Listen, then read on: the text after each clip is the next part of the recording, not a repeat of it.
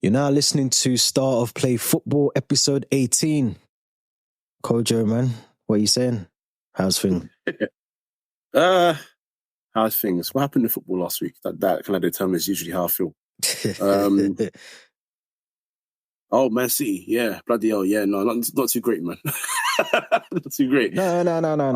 No, we got to be honest, though. We got to be honest. That was always going to be a game that was always going to be difficult for Man United. But I'll credit United. They played very well in the first, especially the first half. I think the first half, United played very well. Anyone that doesn't know, what was the score in the end? Was it 3-1? 3-1. 3-1 in the end. So for anyone who doesn't know, United scored a brilliant goal. We spoke about Rashford last week. You went out there, silenced all the critics. And then, City do what City do, man. Like, City will do that to any team. They will literally unpick you slowly. And it's painful to watch as well, because when you see it happening to your team, you just know it's happening. You can't do anything about it. They don't, do you know what I mean? But yeah, man, no, it was a good game, man. I like that game. Yeah, man, it was all right, man. It was all right. How are you anyway, man? Right, listen, I was going to say, I'm a bit like you. Like, football normally determines my mood, but... no. Yeah, so yeah, I was going back to... The reason I'm happy is because I didn't watch the second half of the Chelsea-Brentford game, just because it was just painful, and like I just sort of spoke about your team, but yeah, I didn't watch it, so it didn't affect my week, it didn't affect my weekend, it didn't affect my mood. I just turned it off, got on with my weekend, and yeah, man. But I'm good. You know, looking forward to this weekend. Some good fixtures. Yeah, man. I can't remember if I told you I'm playing back on the 8-a-side thing, man. Playing football, regular. Oh football. Yeah, man. Dusted off the boots. Nearly was tempted to buy a pair of Predators, man. I'm so tempted to buy a pair of Predators. I don't know if I can justify spending that just for like a little kick around on a Monday night, but they're nice, man. You seen them, the new Predators? Yeah, they're beautiful. They're finger beauty, man. It's been a while since I felt that way about football boots. Oh, no, I know. You need to feel a certain way about them, man. They're lovely. I know. I did think I might buy them, but we don't know, man. But anyway, listen, let's get into the episode. So, anyone who's new to the channel, to the podcast, please make sure you subscribe to the YouTube channel as well, and also go to the Spotify, Apple Podcast. Make sure you follow on there. You'll get notifications when there's a new episode out. So you'll be one of the first to listen to it as well. But I want to talk about Jermain Defoe, man. Had the pleasure of watching his documentary yesterday. Very, very well put together documentary. It's on Amazon Prime if anyone's interested in it as well. But it's a good documentary. You know, sometimes you watch them and they're like, which one? Like the Rooney one was good. I like the Wayne Rooney one. Yeah, I didn't really like the Beckham one. I liked it, but it didn't really tell us more about him a little bit. It kind of just told us how good of a footballer it was. Whereas this Defoe one and the Rooney one, I felt like they were kind of diving into them as a person. Do you know what I mean? We understood. Let me take it back. Actually, the Beckham one, sorry, we did, because we kind of understood what his upbringing was like and how his dad was very like resilient on him making sure he was doing things. And even when he played well, his dad told him, "No, you might think you played well, but you can do more." So I'll take that back. But you get what I mean. But I know you haven't watched the Defoe one yet, but you got to watch it, man. I know you're going to watch it, innit? Oh, 100%. I mean, my I was about to say connection. I don't know Defoe, nor am I related to him, but my kind of connection to Defoe is I attended the same secondary school as him, the St. Paul's in East London. And like when we went to the school, you could tell how proud they was of Defoe. Obviously, it was before my time. You see how proud they was of him, and you know everything that he's gone on to achieve, and that's even when you're still playing. You know, so in retirement, you know, you're talking about for them it's a superstar. For us, that was a superstar as well, and more so as well. I think he's very just underrated. You're talking about a goal scorer. You're talking about a predator. I want to say predator finisher. You know, like someone who just in the box is a killer. And I know football is always about numbers these days.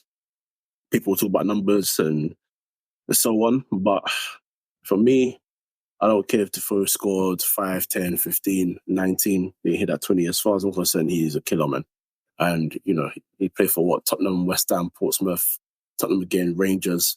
These are not teams that at that time, created high-quality chances. You know what I mean? But when he got the chances, he was bagging. So Yeah, man, nothing but love for JD, man. Nothing but love for JD. Yeah, he's definitely, for me, arguably one of the best. Like, I know people say, before we started recording, I was saying that I've had this conversation with people before where they say, oh, you know, he didn't hit 20 goals in the Premier League, so you can't really define him as one of the best. And you have to look at Thierry Henry, you have to look at Alan Shearer, all these other strikers that have obviously played in and amongst him. But for me personally, I look at Defoe, like even like in a documentary, like they talk about his time at Senrab, Lilleshall, all of those times when he was there, like, and it's just, like, I mean, I know obviously Senrab's a big club, obviously in London, so it's birthed a lot of big players. You know, John Terry played there. I think Ledley King came from there. Leon Knight came from there. Like all these players that have gone on to play professional football. Like they like, you could tell the work ethic for Defoe was there from the start. Do you know what I mean? He believed in himself. Like his mum, like in the documentary, they talk about like how his mum was like doing multiple jobs at one point to like just make sure that he was going to football training. His sister was doing revision in like for her exams on the way to like matches and shit like that. Do you know what I mean? Like the commitment. And this is what I'm trying to even now. And I think he goes back to that school that you just mentioned actually in the documentary. I think they go there. He visits the school in the documentary, but you can tell like just even away from football very quickly that like he knows nothing's been given to him. Like he's had to work hard for everything. And everything that he's worked for, he's achieved himself almost. Obviously, he's had people around him that have helped him and supported him along the way, but like that, you know, the managers and things like that. But a lot of the things that he's done to perfect his craft, he's done it himself.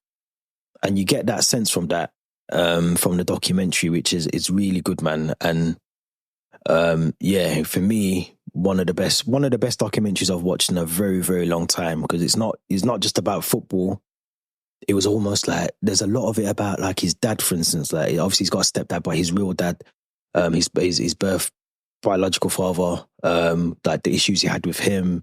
Obviously Bradley Lowry, the young boy from Sunderland, the mascot, and the relationship that he had with him and all of that. So it goes into all of those things as well. And then it's just a really good documentary, man, honestly. But yeah, so sorry, going back to the football side of things, like we were talking, like me and someone else was talking offline because they've watched it as well, and they were like, no, he can't be in a conversation as one of the best Premier League goal scorers. And I was like, but I'm not just talking about numbers. Like, okay, numbers, take that away, but when you watch the player, just watch Defoe.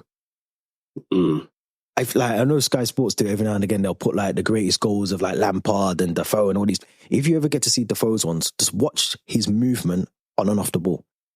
And tell me that he's not one of the best players that you've ever watched play football, because he's one of the best. You can't fault him. It's one of those ones where I always say this, that during his period of football, we were blessed with number nines. Come on. We were blessed. We were so blessed with number nines. So, like, when Man United went for Louis Saha, you couldn't be mad that they didn't go for Jermain Defoe, because Saha at Fulham was a monster. Mm-hmm. You know what I mean? Yeah. For the club he was playing for the kind of chances that were being created for him, he made the most of what he got, and he was a finisher. That's the kind of player that he was. You know, before obviously we weren't close to signing this guy at all, but before Chelsea became the monstrous Chelsea, you know, there was still a very good Chelsea with Hasselbank, a good Johnson. You wouldn't criticize them for not getting 25, 30 every year, because you knew how good they were, especially with Hasselbank. Hasselbank was a monster finisher. I think he only got 20 once though, you know. Well, for us, that's fine by me. That's fine by me. For us, that's fine by me. Whoever he got, however numbers he got, I don't mind. When I watch the player play, his movement off the ball, his movement on the ball, his link-up play, his run-ins behind, the way he terrorized centre-backs, set pieces, Hasselbank had in abundance. Jermain Defoe was someone who had movement in abundance on and off the ball, smooth with the link-up play, underrated, strong. You know, for someone in terms of size, not high, not the biggest striker, but he wasn't someone you can knock off the ball so easily. You know, and he also had a range of finishes. Angles didn't bother him. You know, he wasn't scared to shoot from an angle. You know, he still holds the record for St. Bonds. We've had a lot of footballers come from there, but he scored, I think the record was about 14 in a game. in one game. And everyone just said, man ain't hitting that in one season. Bruh, he did it in one game. And I know that record stands because if anyone that's been to the school, our PE corridor when you're walking through, so all the people that used to be there, Chris Hutton and all these other names, you had like their achievements. Got you. Yeah. And that's the first one I ever saw when I went to that school. Because I didn't know Jermain Defoe went to that school when I first joined there. Was Jermain Defoe scored 14 goals in a game for the school. I was like, excuse me? What do you mean? What do you mean 14 goals in one game? That's ridiculous, to the point where all the people that played for the football team, myself included, well, I played rarely, to be fair. I was more talented. I wasn't close to the talented guys. I was good, but I wasn't that good. Those guys, I'm sure, were definitely trying to get more than 14 in the game, and the closest was 10, which is not bad. 10 is fantastic, so, what a killer. But no, it's... The numbers thing doesn't even bother me. One, we know what kind of clubs he played for. He didn't play for any of the so-called top 2, top 3, top 4 at that time. Yet, put down numbers, scored in big games, was not afraid to go against, any defender.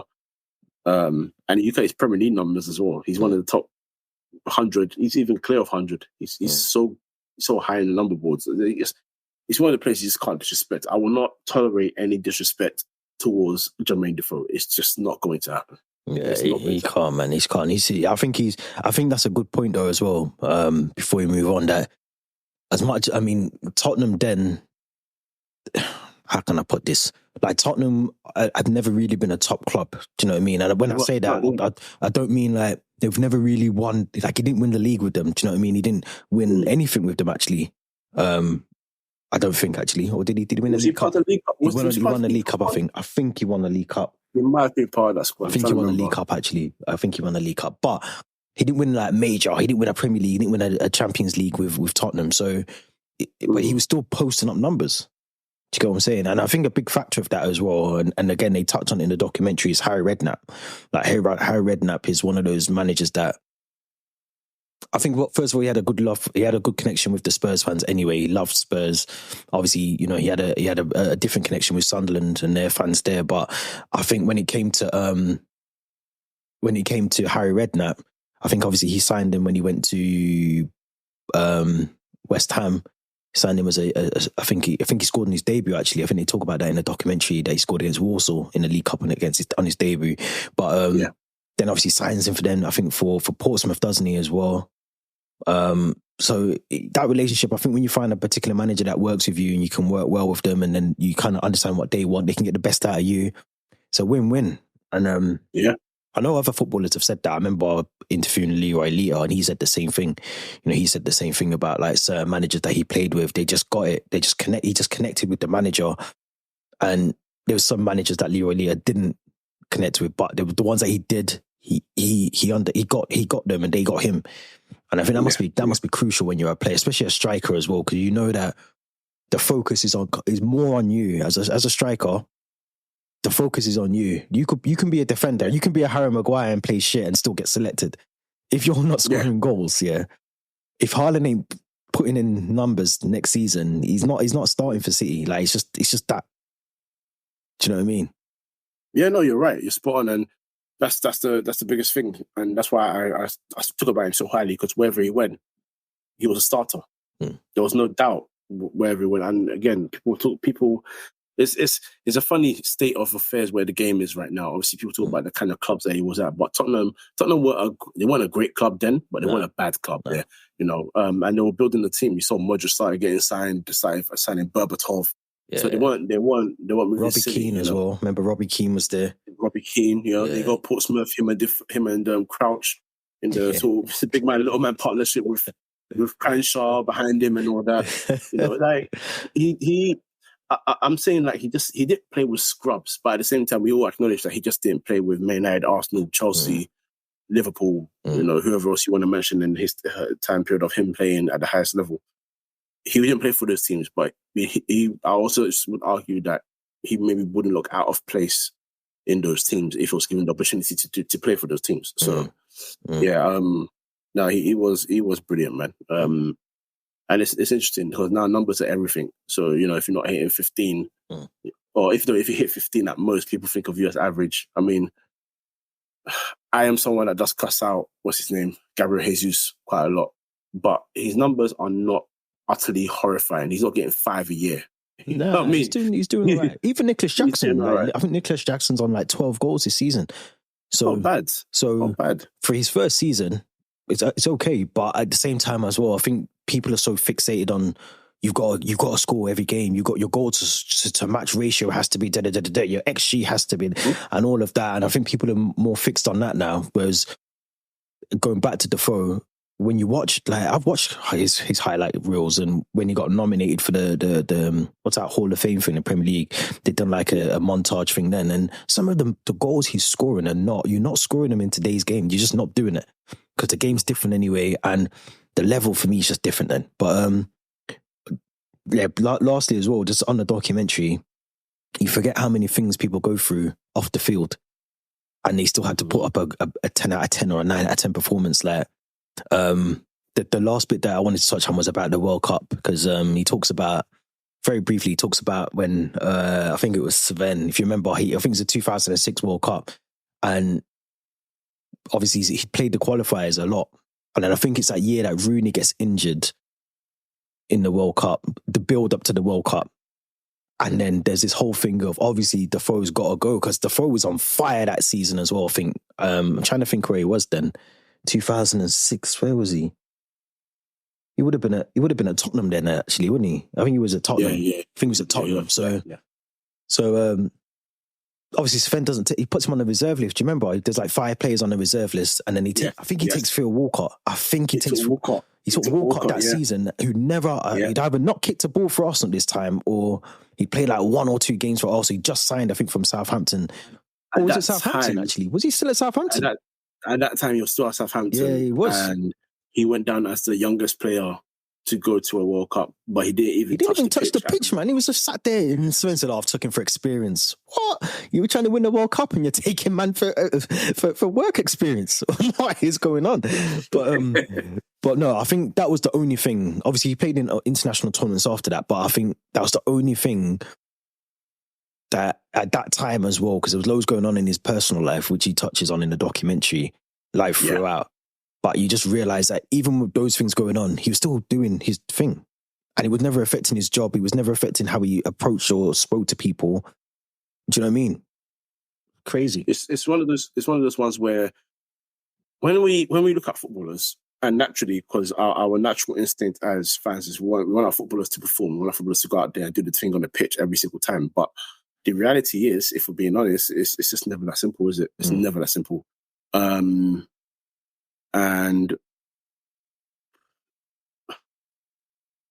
we don't ever sit there, or sometimes, actually, no, I'll put it like this. When we say sometimes as fans that there could be something else going on with someone's life, we tend to hear let's not make excuses for him kind of argument. Footballers are human beings. You never know what makes them happy. I mean, people will criticize Jesse Lingard, for example, but Jesse Lingard at some point was looking after his whole damn family. Mm-hmm. And he is making a lot of money, of course. People say, yeah, you got the money for it. It's never that simple. It's never simple. You have to think about what kind of, it could be a mental health issue, someone that in his family that he has to deal with. Also, being a parent to his little siblings. Like, it's the things that you don't realize that, yes, he plays football, but a lot of these guys, they want to play football and go home and just be at ease. Switch off. Or go and chill with their friends, or jump on a console or something. They don't want to go home to what is essentially more responsibility, unless it's responsibility that they've put upon themselves because they're in that for a reason, like becoming a parent. Then it's different, isn't it? It's different. It's a different thing. So, that's those things that I never considered. We're all guilty of it. We've all done it before. We go say, what's this guy doing, man? The guy's playing before. We're just poor, whatever. But we just don't know. It is what it is. Some people adapt to new environments very terribly and not survive. And, and I feel like even though mental health was not a topic or a conversation point maybe 15, 20 years ago. Actually, no, let's go back 10 years ago even. Let's go even a bit closer. 10 years ago. I think fans understood more when, Diego Forlan didn't work in England, so it doesn't work for everybody. and then he went to Spain and killed it, and everyone understood that that the environment was just better for him. Why can't we do that now? Yeah, you know, it's just true. really weird. It's true.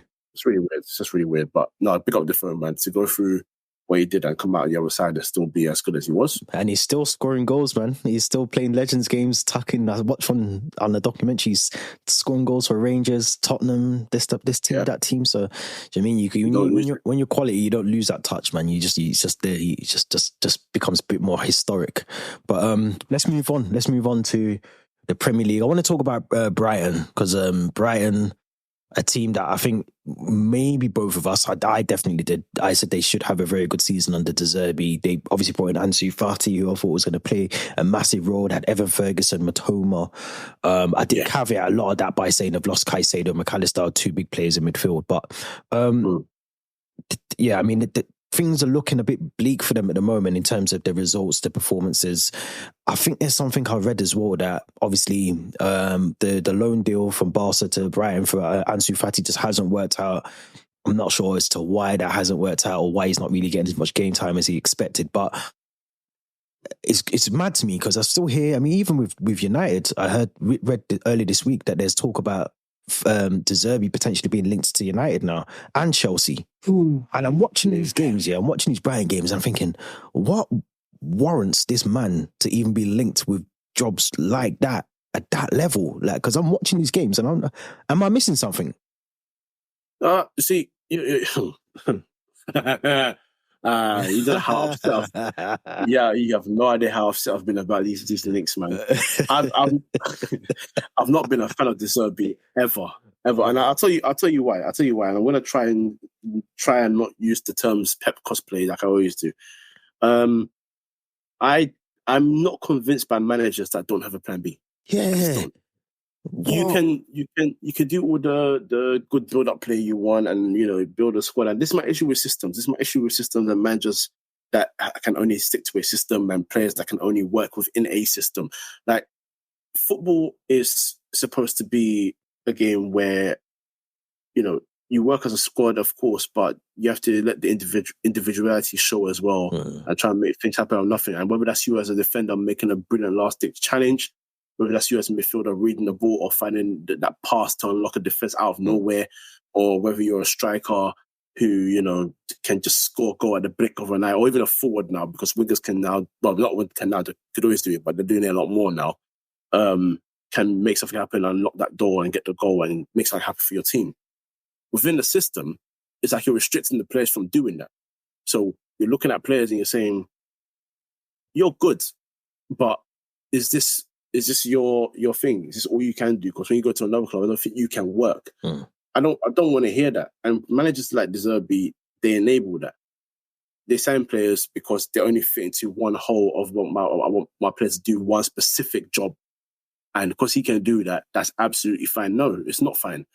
And the game against Roma is a key point. You lost 4-0 and you're 4-0 down and you're still employing the same tactics. You're still doing the same things. I don't get it. You should have changed that 1 or 2 even. Should have changed it. 3-0 down, get a goal back. So when you go back to the Amex, you're only 2 goals behind. The away goal. Yeah, the tie's done now. The tie's done now. Yeah, the tie's done. I don't like managers like that. And that's why I get frustrated with managers like that. That's why I keep, I don't know if I've said it on here, but when people ask me about my United managers, I know Sporting Lisbon and Manchester United are nowhere near the same in size, nor the pressure levels. But I keep mentioning Ruben Amorim, and hell, he could go somewhere else to a bigger club and flop, and that can look bad on me. But the fact is, he's a manager that has a plan A, B, and C, and he knows how to adapt it for his team to make sure his team's either the ascendancy, or if his team is not going to be the better side, is to make sure to minimize the threat of the other team and make sure his team gets a goal to go and win the game. I appreciate those kind of managers. That's what I grew up on. We knew Arsene Wenger would play possession football, but every now and then he allowed his play. No, not every now and then. If a player had the ability to go and make something crazy happen, they went out there and did it, from your Henrys and Bergkamps to your Van Persies to your Perez's to your Alisson de Klebs even. You know what I mean? Because Mourinho was not a sole, what they call him, park the box the manager. He was never that. He had ways of playing football and getting goals and getting to win games.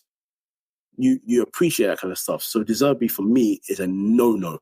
And Brighton have to found out. I think we've had a discussion before about them this season. I think we spoke about that.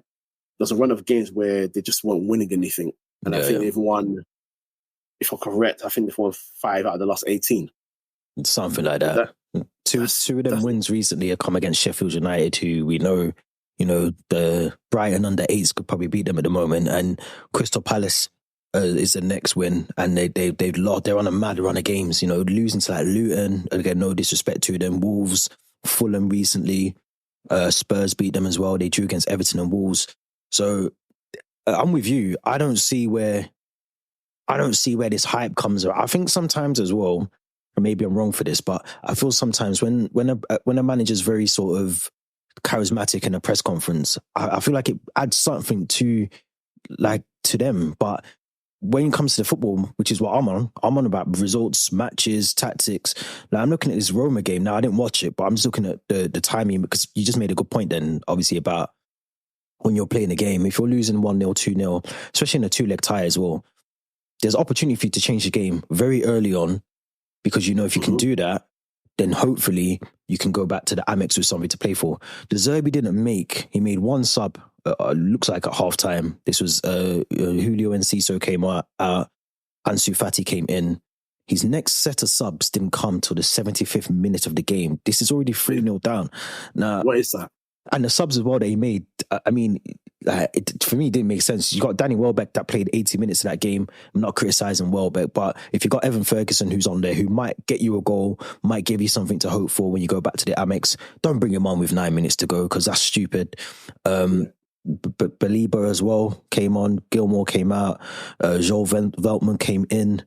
Estupinan, I can never say his name, man. Estupinan. Estupinian. That's the one. Yeah. Good player on Football Manager, by the way. But but yeah, no, I mean, like 4-0 down already. So what are you hoping at? That's what I mean. Like you feel like you just threw them players on because the game was gone. And obviously, looking at the stats, Roma sat back in the second half and just allowed Brighton to have the ball. So. Yep. I mean, it's one of them for me. I think it looks good when you're playing at Brighton, but if you're not doing the basic things at Brighton, I don't know how you can then go into a conversation of replacing Erik ten Hag, replacing Maurizio Pochettino, where the stakes, the ambitions, the objectives are going to be much higher than just finishing. Same thing with Graham Potter. Like, this is what I said about Graham Potter. When you come to Chelsea, you can't just get a defeat against like a Wolves or someone and then come out and smile in the press conference, because the fans ain't going to have that.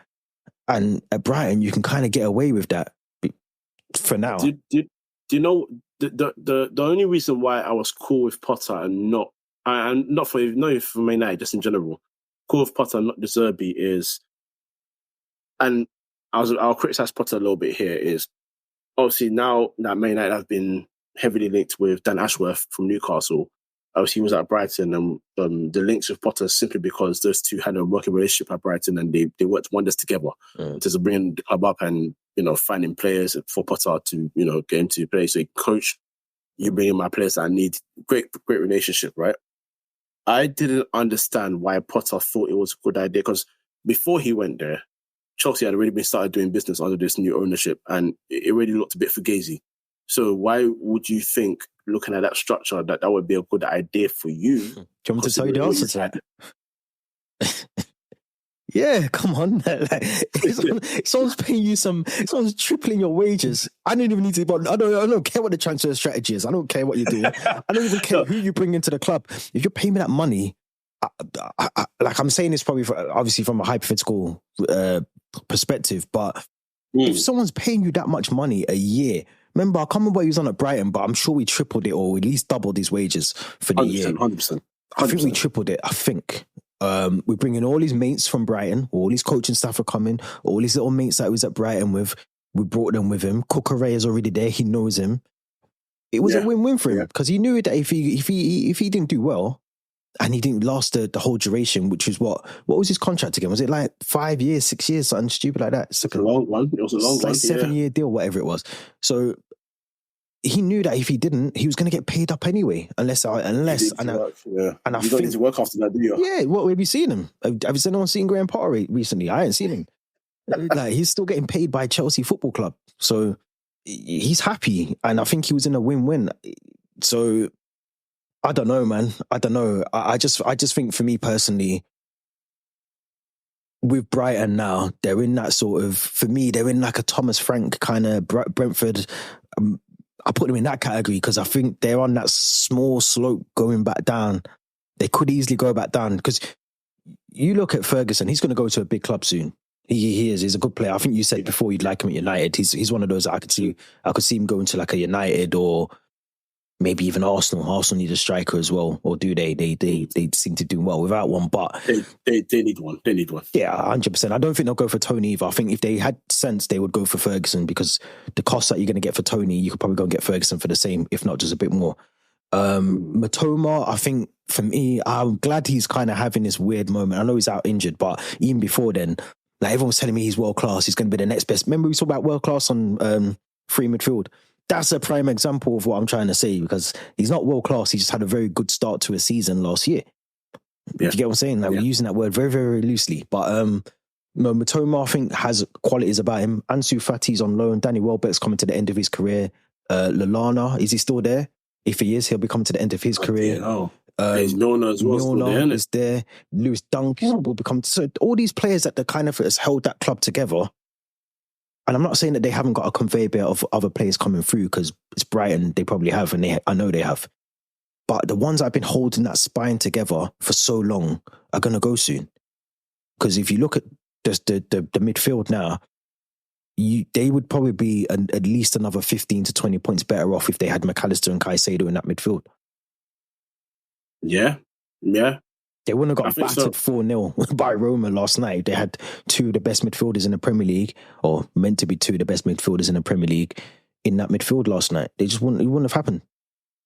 It wouldn't have, but I don't think it would have, but I still, when I say I don't think it would have, I don't think it would have got battered, but just simply Roma would have won, but they would. Yeah, that's what I'm saying. I'm not convinced by this guy, so I was going to say maybe the score will change. You just don't like him, innit?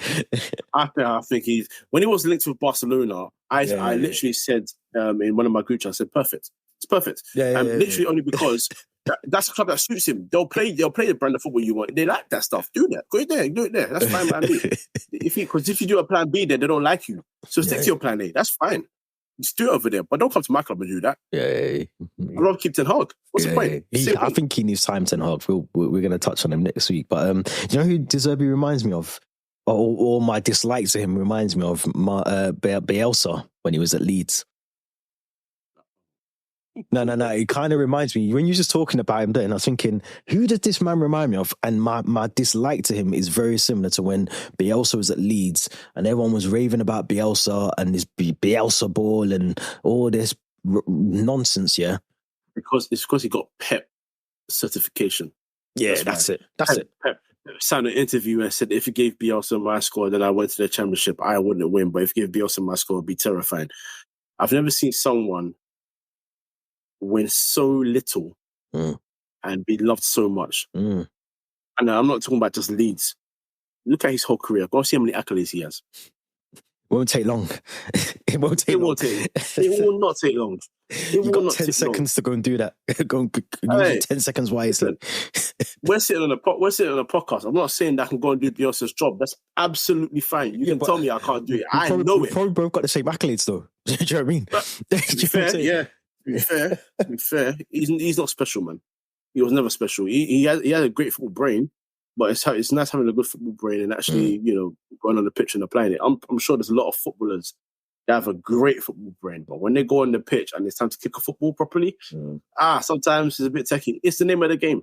You can't remember, you can be a good player, not a good manager, and you could be a good manager and not really know how the other side of the game works in terms of players and that as well. So there is that as well. But one to watch with Brighton, not Brentford. Well, and Brentford, to be fair, but one to watch with Brighton. I think, I think they're on a slippery slope, man. I really do. I really, really do. But the Championship, man, let's talk about the Championship really quickly. Some really good games coming up, man. I'm looking forward to the end of this season for the Championship, because as it stands at the moment, as we're recording this, 36 games played for the top three, which is the ones that are in question that we're talking about. So Leicester currently on 81 points. Ipswich are second, 78 points, and then Leeds currently occupy third place in the Championship on 76 points. There were some brilliant games this week in the Championship. I managed to watch... which game did I watch? Ipswich. I think it was Ipswich versus... I'm going to say like Bristol City, but I feel like I've just got that completely wrong. It was Bristol City. That's how good my memory is. Brilliant game, because I think throughout that game, you kind of... And I don't know if you got to see this, but Ipswich were just kind of knocking on the door for the whole of the second half. They managed to score a third goal. So it ended 3-2. In the 89th, it felt like it felt like in stoppage time, but apparently it's 89th minute. It was one of them where it kind of was their all or nothing moment in the season, because I think if they'd not won that game, you would have felt like Leeds would have got the steer on them and probably gone on a steamrolled and then chased Leicester a bit more than Ipswich. But massive 3 points for Ipswich there. Out of those three teams, I'm going to be honest, I want Ipswich to come back up. But out of those three teams, well, you've answered the question, but can we see Ipswich doing the unthinkable and getting automatic promotion ahead of maybe Leeds? It looks like Leicester will probably be the one that will win it, but ahead of Leeds, can he do that? I don't think it's unthinkable. I never did think it was unthinkable, and this might be my bias a little bit, but I've always been a fan of Kieran McKenna, and when I remember it sounded crazy to a lot of people then, and it's going to sound crazy to a lot of people now. But when Ole was let go, I was saying that the manager and assistant manager should be McKenna and Michael Carrick. People were like, why would you say that? From United, was he? He came from. He was one of Ole's. Was he on the coaching staff? Yeah. Okay. Staff. He started in the youth on 21s first before and then when Ole came in, Ole promoted him to work alongside him and Carrick. Right. And it's because the one thing that I criticised Ole about, because obviously Man United are the motherload of leaks. They love leaks, and that stupid club. It was leaked that the stuff that they were doing in training, the coaches, was not being duplicated on the pitch by the manager. So there was attacking, sort of styles and defensive patterns and everything that, they were doing in training, and was working for the players. The players actually adapted to it really well. But on the pitch, it was simply just a counter-attacking game. So there was no, the structure that was being trained in one place was not being applied the way it needed to be applied the most. Yeah. But the one thing that Ole used to always say is that these guys are great. These guys are great coaches, and you'll see it. And you could see it, and you have been seeing it. And, Ipswich are doing great. I have no issues with them. Middlesbrough are not doing as fantastic as they were last year. They're 12th. I mean, the Championship's tough, and I think they overachieved last season, to be fair. Yeah, same here. And that's them losing. They lost about two key players during the summer as well. So it's not easy for Carrick to go on to continue that job, but he's done a great job there.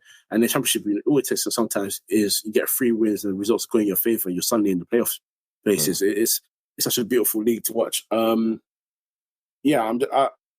always had faith in those two. So the fact that he's doing well with Ipswich, McKenna, I'm not surprised. I'm genuinely not surprised. And I do believe they can come to the Premier League now. They're saying that I still frame midfield quite a lot. The Premier League is a different beast. But managers like him, who also, by the way, have a plan B as well, I don't worry about them. I don't worry about them. And sometimes, the quality comes to the table, and sometimes you just need at some point more quality in your squad to, actually show just how crazy you are. Because that's the one thing that I think people forget in football. I try not to kill managers too much when I look at their squad and I can see that the squad is just not up to par. Similar with Erik ten Hag. I criticise him because I feel like he's not doing what he can to win, or he's not as ruthless as he said he's going to be. But also, when you assess the Man United team, it's quite clear that the team has needed to clear out for a long time. So it's not only a him problem. I think you give McKenna a good squad and you'll see even more. But he's doing good with a really good squad at Ipswich already as it is anyway. So yeah, man, I don't think it's impossible. I think, or even unthinkable. I think if they can just continue the momentum from here, they can secure it by the beginning of May, to be honest, if they just continue. So yeah, man, good luck to them, man. I'll be happy to see McKenna here. Really happy. And just reading, I don't know as well, for Leicester fans, there could be some trouble coming your way, because I think I've just been reading around the financial rule breach that Leicester potentially might be facing in the EFL. So they've got to submit some sort of business plan to the Football League, which then could potentially mean some sort of breach of rulings, possible point deduction. So it could make it a lot easier for Ipswich to get into that promotional, automatic promotional place as well. But let's move back to the Premier League. Some big games this weekend. Massive games this weekend. Massive games this weekend. Where do we start? With? Let's start with your boys are up first, aren't they? Actually, your boys. Half 12. Yeah. Half 12, man. You're Old Trafford against Everton. Mm-hmm. Out of form, Everton. Did you know as well? Just before we move on, did you know Everton? Because I thought this was their last season at Goodison, but apparently they're extending another year. I didn't even know that. That must have gone completely over my head. Everyone else knows this apart from me, but but yeah, Everton struggling. Need points at the bottom. United should get at least 3 points here. They should. See, you just keep that, yeah. Yeah. Add into that. We'll see what happens, man. We'll see what happens, man.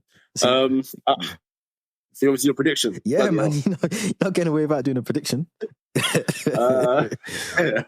I'll go 2-1 Man United. All right, okay. I think 2-0. I think United, after last weekend City, I think they'll destroy Everton. So I'm going to go 2-0. We've got Crystal Palace, Luton, Selhurst. Palace should bounce back, I think. Luton are starting to go into a rot again. So yeah, I'll go Palace. I'll go Palace 3-0 actually. I'm gonna go against the majority. I think I'm gonna go for a Luton 2-1 win. Ooh. Yeah, I think this new gaffer at Palace is gonna find a couple of banana skins for the remainder of this season. I think that could be one of them. I think he might underestimate Luton and how well they could actually play. Wolves versus Fulham, Molineux. That's one of them games, man. That was a bit like last week where, what game was on early? Was it like Bournemouth, Burnley last Sunday? Yeah, it was, yeah. That's another one of them, like Wolves, Fulham. I'm just not sure, man. I don't know, man. Can't see many goals in there. You know what? Yeah, never can I, but Wolves tend to be a team that definitely get results from home more than anybody. O'Neill's a good manager as well, actually, so... but Fulham, I'll give Wolves the win on this occasion. 2-1 Wolves. I'm going to go 1-0 Fulham on that one. All right. Bournemouth, Sheffield United, the Vitality Stadium. Bournemouth, Sheffield United. No, yeah, let's move on to this game. Yeah, let's skip that one, yeah? We're skipping. We'll skip that. Let's skip that. Apologies, Bournemouth. If Bournemouth somehow lose these guys, to Sheffield United... You can't, man. You can't. I won't let them live it down. I think Solanke hat-trick. I'm here for it. Solanke hat-trick. I need Sheffield United to get out. I was so embarrassed by them on Monday. Get out, man. Yeah, they should be relegated automatically from last week. Arsenal, Brentford. This should be an interesting game, actually, because I feel Brentford will be up for this, but Arsenal, Brentford, the Emirates. 6-1 Arsenal. Jesus. Okay. I'm deadly serious. If they can do that, because they hit 6 against Sheffield, didn't it? I think. Yeah. If they can hit 6 again, then yeah. They hit 5 at half time and they just took a break in the second half. They took the piss in the second half. We know the real story, man. We know the real story. It could have been a score of a 10 game. Could have been 10. Oh, yeah. Can't. Yeah, I don't know. If they can hit 6 again, then yeah, hand them the league now. But I'm going to go 3-0 Arsenal. 3-0 Arsenal on that one. That's the 5:30 kickoff on Saturday. So Aston Villa, Tottenham, Villa Park is the first of the Sunday matches. That's a tough one. You reckon? Yeah. No, I'm going 4th versus 5th. Nah, you see if it was at what's it called? Not the London Stadium, the Tottenham Hotspur Stadium, whatever they call it now. I'd say it's tough, but Villa Park's tough to go to, man. I don't see nothing but a Villa in form now as well. We've got Leon Bailey in the best form of his life. I think his numbers are good this season as well. He's on one of the best seasons. Ollie Watkins has sort of found some form again. So I can't see nothing but a Villa win there, man. It is, yeah. I agree with everything that you said there, except there's one factor that I don't know how it happens. I don't know how they're doing it, but Tottenham keep getting away with result. I don't know That how can they only do last for so long. it can, but get what I'm we're saying? in March, bro. We're in March and they're still doing it.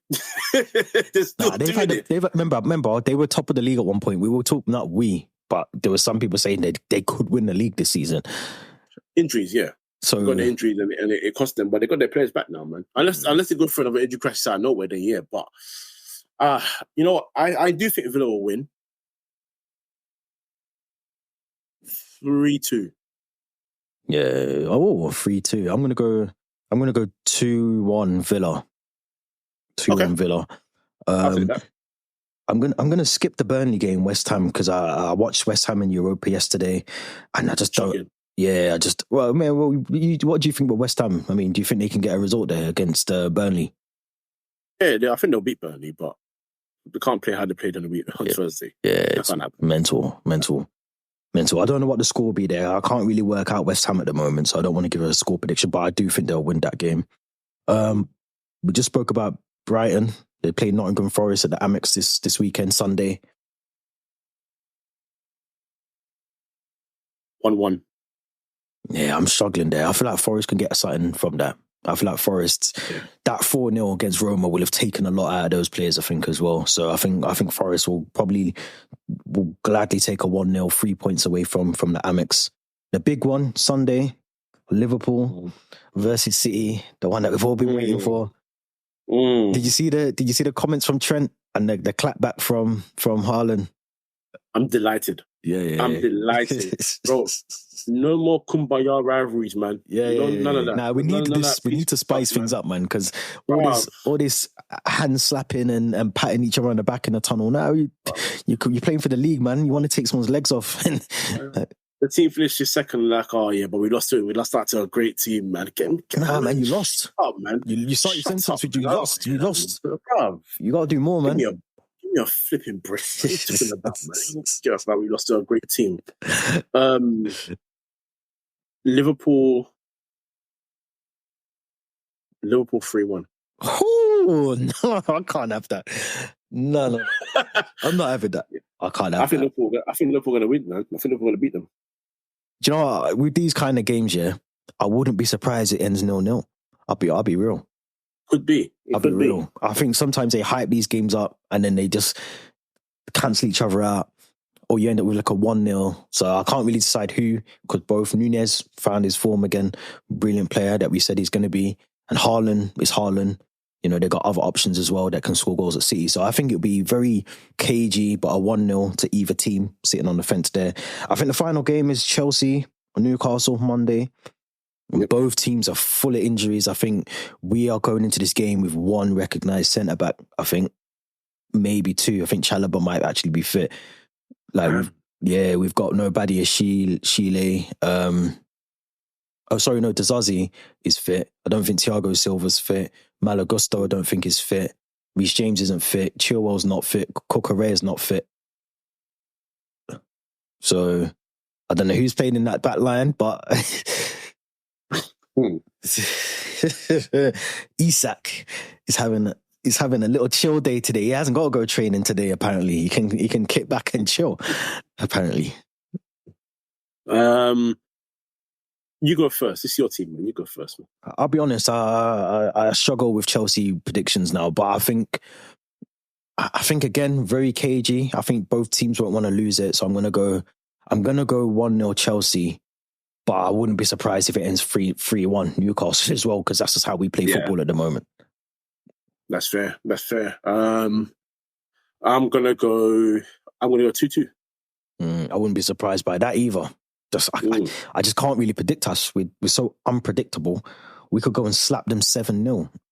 Do you know what I mean? And then and with 7 different goal scorers, or we could lose 7-0 and someone gets 4 goals and the other one gets 3 goals. So it's just one of them. So really unpredictable.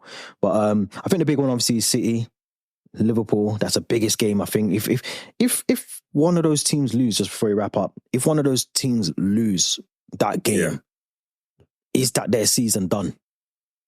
No. We've got more twists coming, man. We've got more twists coming. Don't worry about that. What about Arsenal? What about Arsenal? If you look at Arsenal now, who are currently third they're only a point off the top as well. So, but I look at, I tell you what, it's a big game for Liverpool. I know it's going to sound mad, yeah, but they've moved the derby, the Merseyside derby, to the second to last game of the season. I know this is going to sound mad, but I wouldn't be surprised if Liverpool need to get points in that game and don't get them. Because Everton will do everything in their power to make sure that doesn't happen. It's possible. It's absolutely possible. Remember, they need points as well, you know. Like Everton at that point could actually need the points as well. Yeah. No, I don't disagree at all. I don't disagree with that. It's possible that they could just say, "Look, we're coming to shop here." So I don't know what you're looking at, but in this game, I think personally, anyway, I think a Liverpool win will serve better for Arsenal than a Man City win, or even a draw.